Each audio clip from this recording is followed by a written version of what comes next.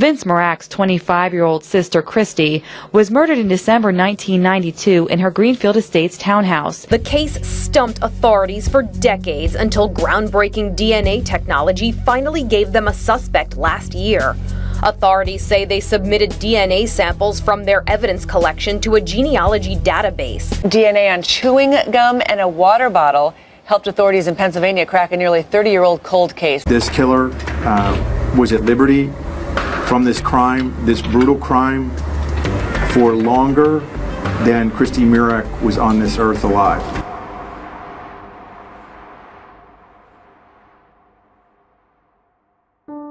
Christy Marak's case went unsolved for 26 years. She was strangled to death after a brutal sexual assault and beating that left her unrecognizable. As of January 2019, her killer is finally behind bars. Life in prison, plus 120 years without the possibility of parole. But nothing can bring back the gifted elementary school teacher whose life was violently cut short. I mostly cover unsolved cases because, to me, those are the ones that need the most attention, but I also know it can be comforting to hear that sometimes these families do get answers and the killers face repercussions. And I'm not saying that it means that it's all dandelions and roses now. I imagine the pain of losing someone in such a way lingers with you for a long time. But resolution can happen, and I know for some, Christy's killer being caught has given hope to the community of Lancaster, Pennsylvania, concerning another local tragedy, one that has gone 4 decades without answers. Back in March, I was looking through responses from my Google case suggestion form and came across one submitted by Janet Side 7. Lindy Sue Biechler was a name I'd never heard before, and the deeper I dug, I knew I probably wasn't the only one. Articles covering Lindy's case mainly come from one local newspaper and forum posts of online sleuthers speculating about the case. A YouTube search turns up only 3 results and no sign of a video solely dedicated to her. The only other valid information comes from a blogger, podcaster, and true crime enthusiast named Mike Morford, who's been looking into Lindy's case for 10 years. Morford has also obtained documents on Lindy's case from her half-brother, Mike Little, with whom he had contact. The fact that Lindy is very well known by only a handful of people really puzzled me. The more I read about her, the more I knew I wanted to share her story with you today. Hopefully, closure is on the horizon for her family, as it's now been 42 years unsolved. Today, on Dark Matters, the murder of Lindy Sue Biechler.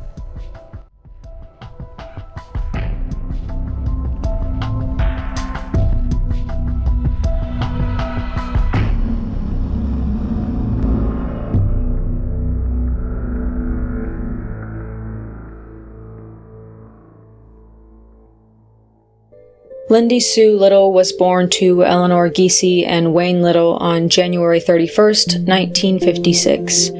At some point while growing up, Lindy's parents separated. Lindy reportedly lived with her mother during high school, and her father went on to have a son named Mike Little in a later partnership. Despite the approximate decade between the half-siblings, Mike Little remembered Lindy as loyal, a free spirit, and having a good work ethic.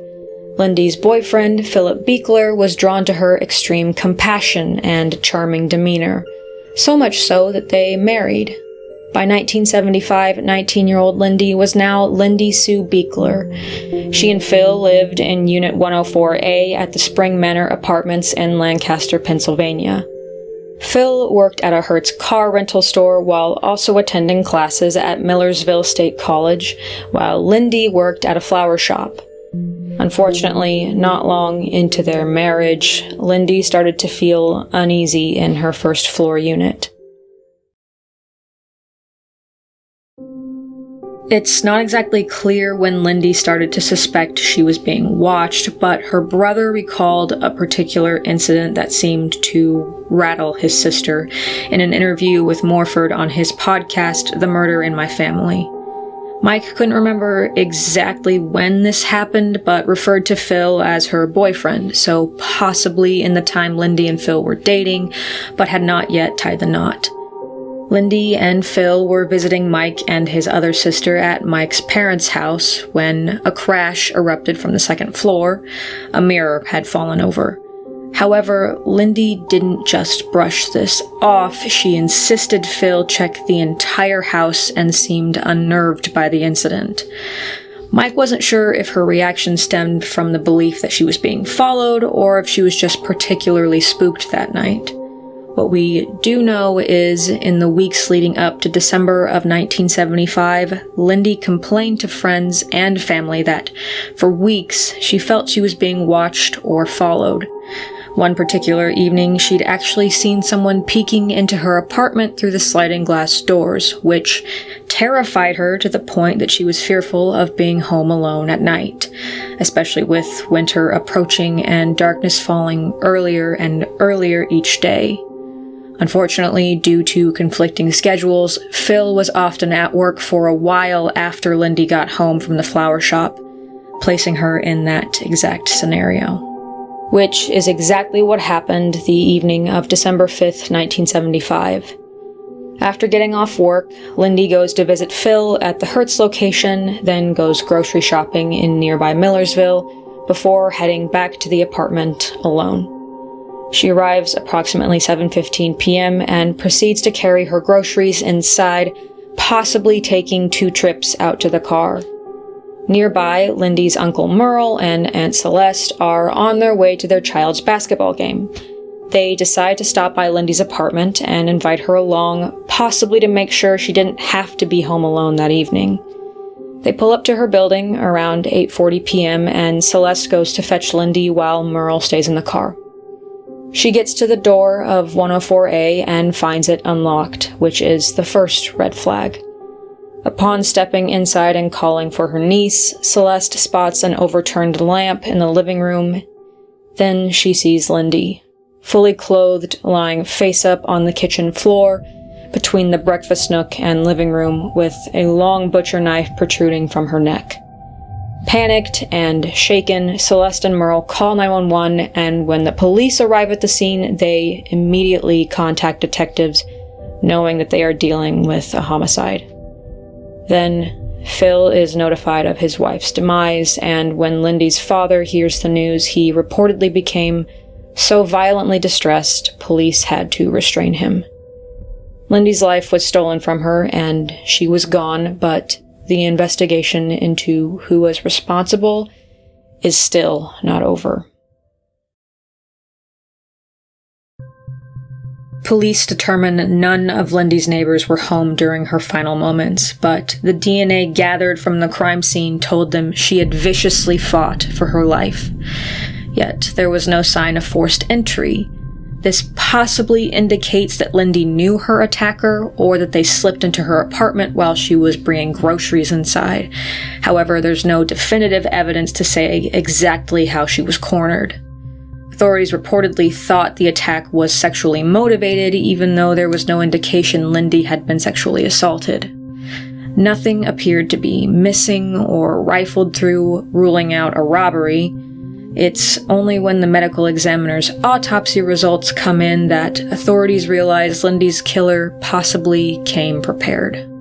It is widely reported that Lindy was stabbed 11 times, but according to the autopsy report posted by Mike Morford to online forums, that number was actually 19. 3 times to the neck, 11 to her chest and upper abdomen, and 5 to her back.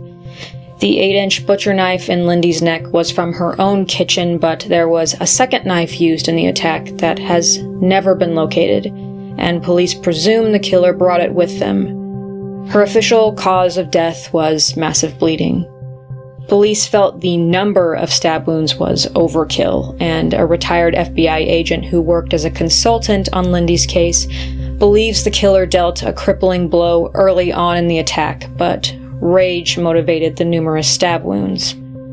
Police collected evidence, interviewed friends, family, co-workers, and initially focused heavily on Phil as a suspect, despite him being at work when his wife was attacked. When they moved on to other leads, they had no concrete motive or suspect, though there were a couple of people police expressed interest in questioning. An 18-year-old Lancaster man named Mark Capilupo committed violent sexual acts on 4 local women, attacking them with a screwdriver and tying them up with their own clothes, and in one instance, trying to run them over with his car. Both Manor Township and Lancaster police wanted to speak to Capilupo in relation to Lindy's murder, which happened around the same time. I wasn't able to find police questioned him or not, or ruled him out, before he was actually shot and killed by a guard in July of 1976 when he attempted a prison escape. But there's been no further word of his potential involvement, and to me that usually indicates someone's been ruled out, but we can't know for sure from the sources that I had. Then, 4 months after Lindy's death in March of 1976, there was another murder in Columbia, which is just under 15 miles from Lancaster. 43-year-old Mary Shinzing was stabbed dozens of times, which resulted in her death. And immediately, authorities saw the similarities between Lindy's and Mary's cases, but when the culprit, a 36-year-old man named Kenneth Dale Arndt, was sentenced to life in prison for the murder, there was no link mentioned. Just under a year after Lindy's death, family and friends place a headstone over her grave, one that reads, "Gone, but not forgotten." Loved ones spend their first Christmas without her, but on the 26th decide to visit her grave at the cemetery behind a local Methodist church. But instead of it bringing them comfort, it only reopens their wounds.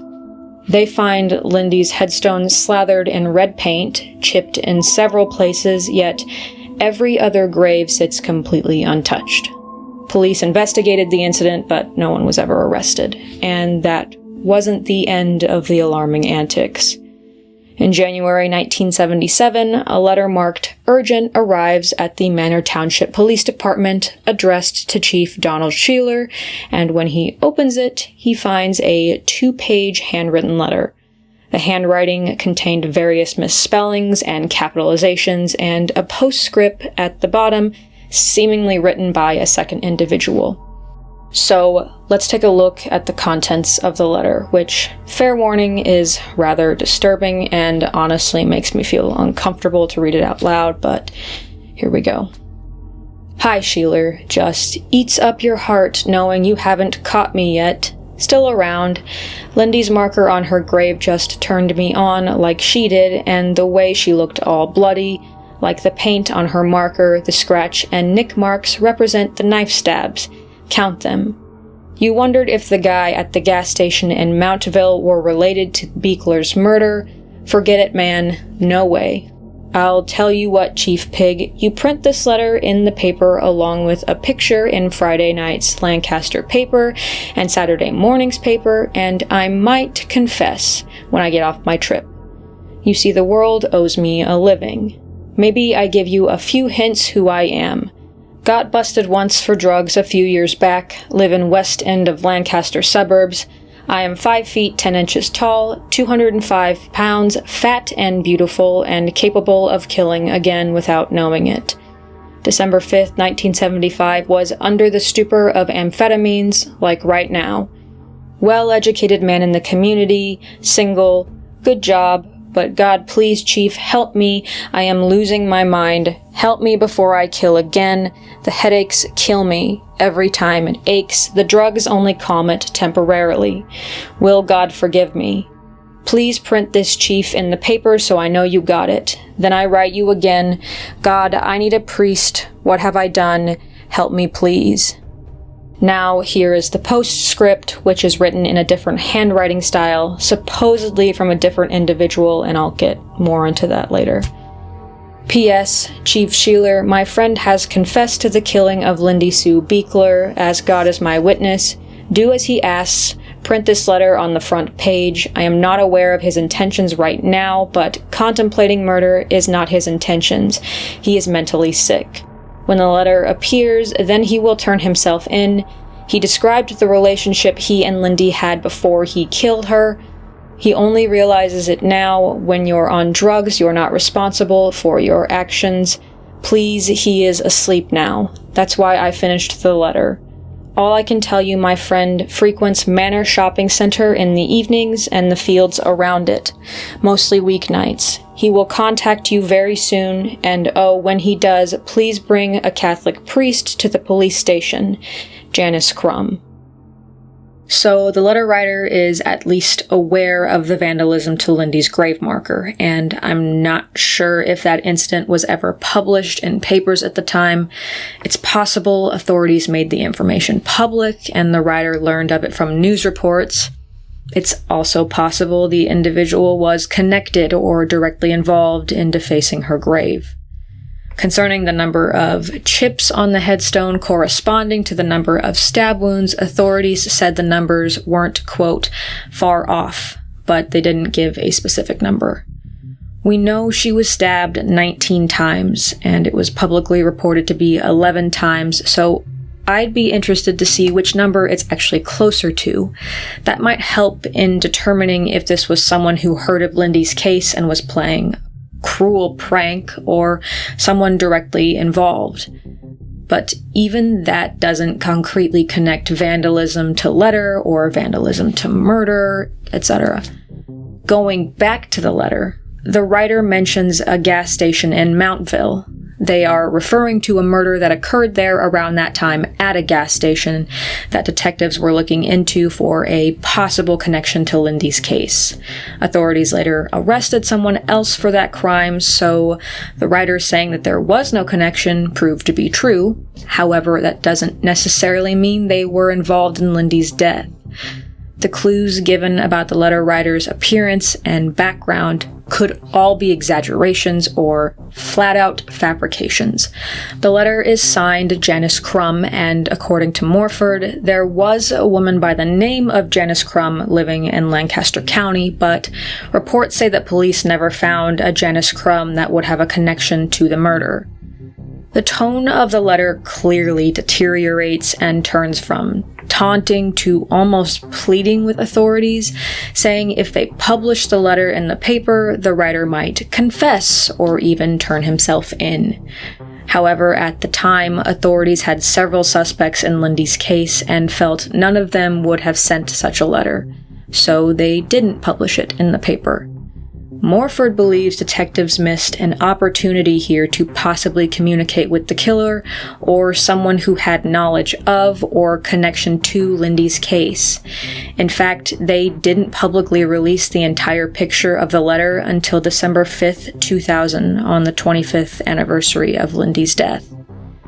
Even more disheartening is the fact that the evidence lab lost the original letter, and it's unclear if any physical evidence was obtained before it was misplaced. Authorities still aren't sure if the letter writer was someone playing a cruel joke or if they were actually connected to Lindy's death, and we'll talk a little bit more about that in depth, about the vandalism and the letter, in the theory section. In 2000, District Attorney Donald Totaro initiated a task force to look into Lindy's case.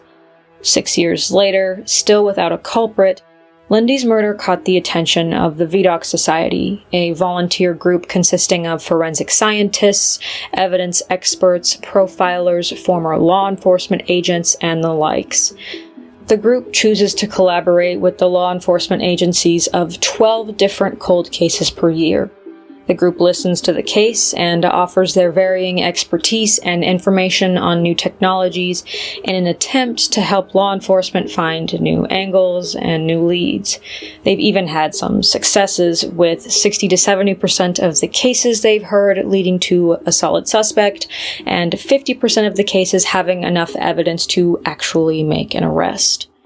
There were more than 50 experts at Lindy's case hearing in June of 2006.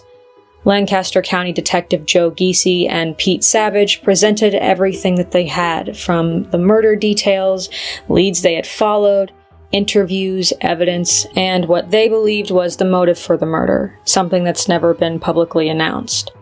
However, Detective Michael Landis has said that they didn't believe that Lindy's death was a random act of violence. Following the hearing, authorities said that there were certain persons of interest they wanted to focus on, and things looked up, and former forensic psychologist Richard Walter said the perpetrator had made mistakes and that investigators would soon close in.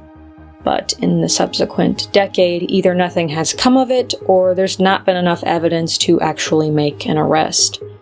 In 2007, Lindy's brother Mike Little began corresponding with Vince Merak, Christy Merak's brother. Both, having lost their sisters to violent, unsolved murders, decided to make a plea to the Lancaster community. After speaking with Terry McDermott of Donovan Advertising, they created a billboard showing a picture of Lindy and Christy with the question, "Do you know who murdered us?" Unsolved, unresolved between them. The billboard was supposed to overlook a highway for 30 days, but Donovan Advertising kept it up for an additional 10 days at no cost, and it did what the brothers had set out to do. Local news stations ran stories on Christy and Lindy's cases again, but unfortunately, at the time, it didn't bring forth any new leads. Still, investigators didn't feel that all hope was lost. Former County Detective Joseph Giese, who worked on Lindy's case, said before his death in June of last year, 2018, that the initial investigators, quote, "screwed up. There were a lot of things that were done wrong, but this case was solvable back then, it's solvable now." Mike Little says his sister's case has exchanged agency hands several times, but from my research as of 2018, it seems to be the responsibility of Detective Tricia Major and her partner, Detective Matt Wolf.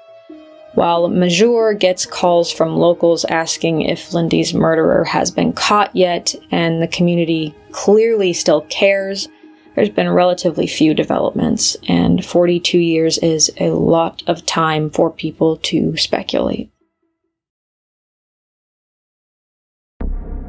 Mike Morford, the blogger, podcaster, and true crime enthusiast we mentioned before, said that there were several older men in Lindy's social circles. Some have suspected a man who had recently dated Lindy's mother, an investigator on Lindy's case, and even Lindy's boss. There was reportedly also a hospital worker who frequented Lindy's flower shop that drew some suspicion. However, right now there's no further information on possible suspects. However, Morford, at least initially, entertained the possibility that the infamous Zodiac killer had come out of the woodwork after a long absence to kill again.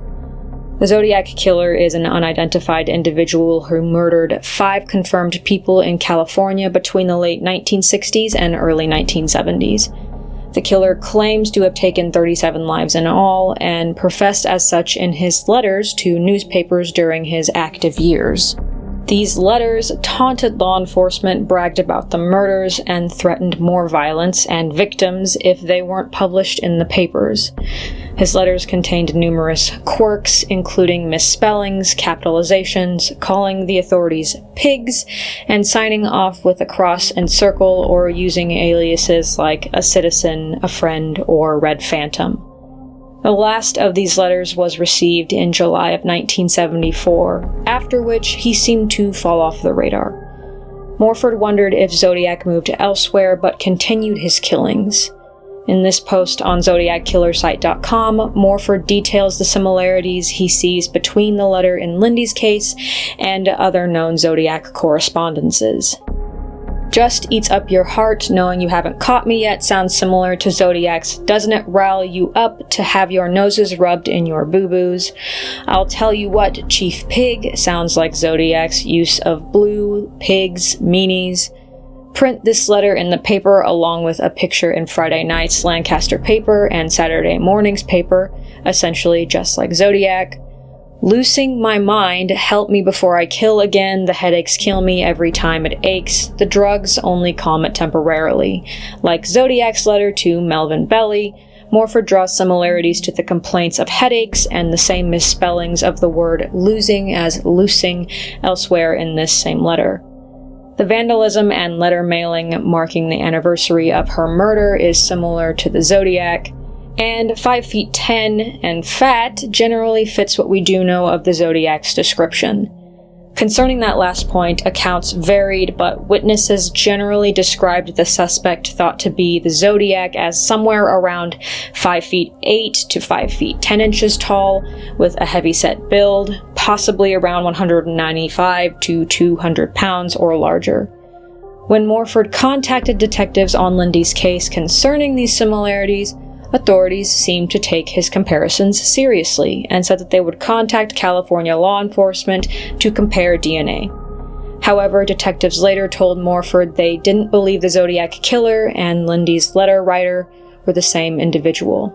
Morford still wonders if the letter writer in Lindy's case at least took some inspiration from Zodiac's letters. Personally, I don't know enough about Zodiac to know if the letters were publicly released on a wide scale at the time of Lindy's murder. If they were available to the public, however, I can completely see the similarities enough to acknowledge that someone could have been inspired by the tone and the grammatical style of them. But also, again, my personal opinion, the handwriting looks rather different. But I'm not a handwriting analysis expert, so take that how you wish. However, FBI profiler James Fitzgerald, who is an expert in forensic stylistics, did examine the letter. He believed Lindy's killer was someone with an explosive temper, and that in the wake of the horrific act they had committed, they would have either taken a nosedive in their life or become heavily devoted to religion, their occupation, or even their family.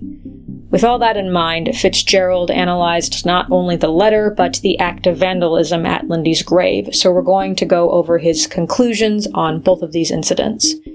He mentioned in both instances it's very rare to see any sort of, quote, follow-up or subsequently written letters. Considering this has been seen very, very rarely, it has to be taken with some level of significance. Here are his conclusions.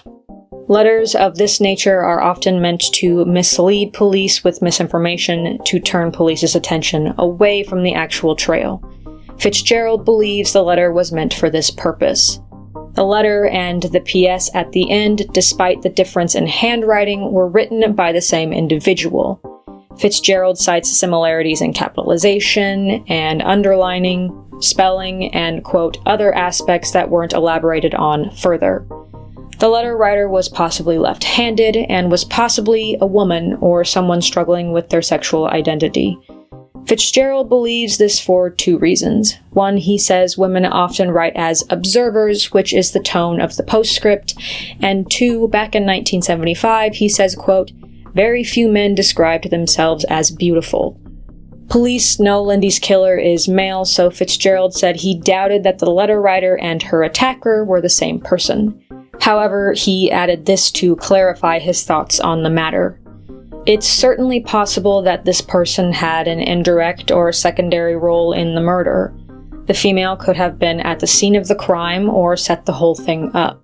There's all kinds of possibilities. Concerning the vandalism, Fitzgerald says that they hardly ever see homicides that have this happen afterwards. Because of this, he said the following. Perhaps the vandalism is a substitute act of violence against a victim who can no longer be personally reached. For someone to desecrate a tombstone, that would most likely be indicative of someone who knew the victim and feels some sort of aggression or frustration toward this person, caused by some real or imagined situation which may have taken place with the victim and the offender. He said there was a possibility that the vandalism was committed by Lindy's killer and that it would fit the profile he had previously given. But is there a connection between all three incidents, the murder, letter, and the vandalism? Fitzgerald said this. All three may be related. I would suggest two of the three are related, and possibly all three are. I just don't happen to believe that one person happened to commit homicide, another person just happened to desecrate the grave, and another person just happened to write the letter. As investigators, we have to attempt to identify the linkage of those three and the perpetrators of each. But until there is more information, all we can do is hope for a new development.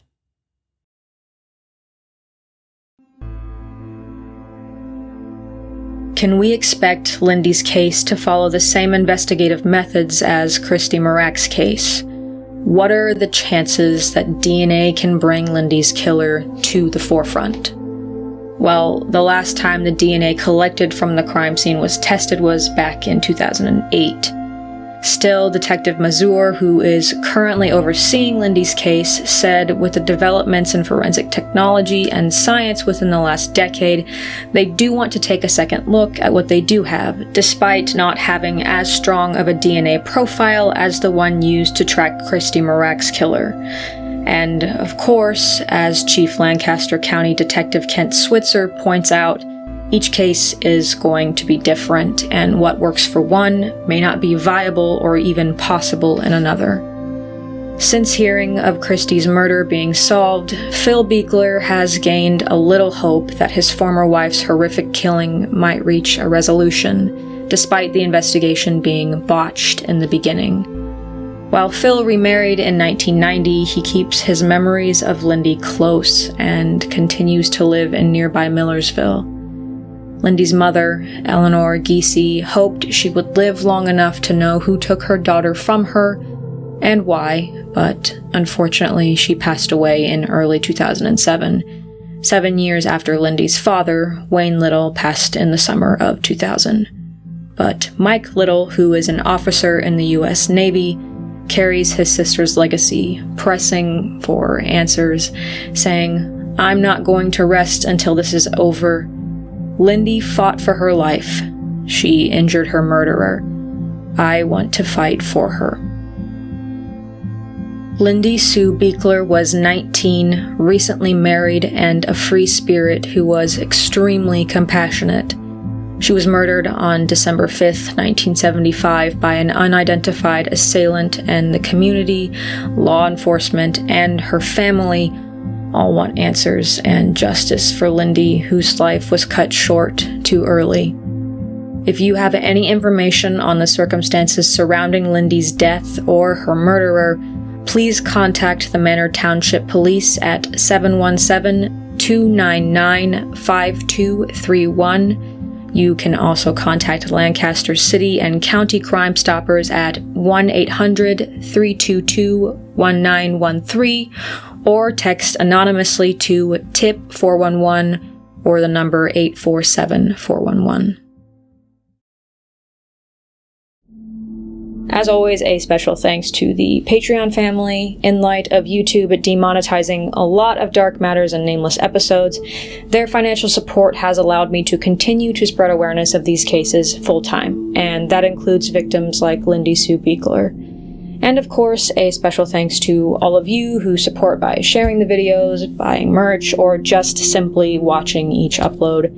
What I do wouldn't reach near as many people if it weren't for all of you taking time out of your day to hear the stories of those who are missing, murdered, or unidentified. So thank you for being willing to sacrifice some of your time to be here and to listen.